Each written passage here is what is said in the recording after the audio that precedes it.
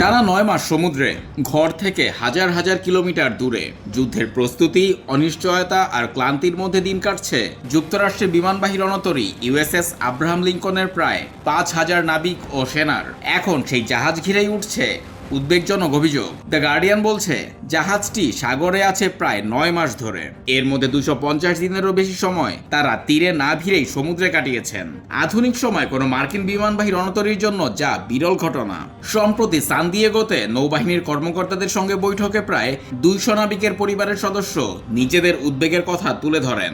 একজন নারী জানান, তার স্বামী তাকে বার্তা দিয়ে বলেছেন তিনি আশা করছেন পরদিন যেন আর ঘুম থেকে না ওঠেন। আরেক নাবিকের স্ত্রী দাবি করেছেন, তার স্বামী এক পর্যায়ে জাহাজ থেকে ঝাঁপ দেওয়ার চেষ্টা করেছিলেন। শুধু মানসিক চাপ নয়, জাহাজের জীবনযাত্রার মান নিয়েও রয়েছে অভিযোগ।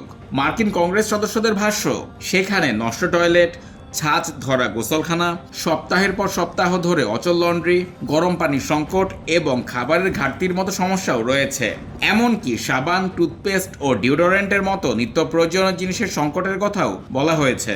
এ পরিস্থিতিতে মার্কিন সিনেটর রিচার্ড ব্লুমেনথাল ও রুবেন গ্যালাগো জাহাজটির পরিস্থিতি নিয়ে তদন্ত এবং নৌবাহিনীর জবাবদিহি আশা করছেন। তবে মার্কিন নৌবাহিনী এসব অভিযোগ মানতে নারাজ। তাদের দাবি, আব্রাহাম লিঙ্কনে আত্মহত্যার চিন্তা বা চেষ্টার ঘটনা ঘটেছে এমন কোনো তথ্য তাদের কাছে নেই। নাবিকদের জন্য চিকিৎসা, মানসিক স্বাস্থ্য বিশেষজ্ঞ এবং কাউন্সেলর রাখা হয়েছে বলে জানিয়েছে নৌবাহিনী।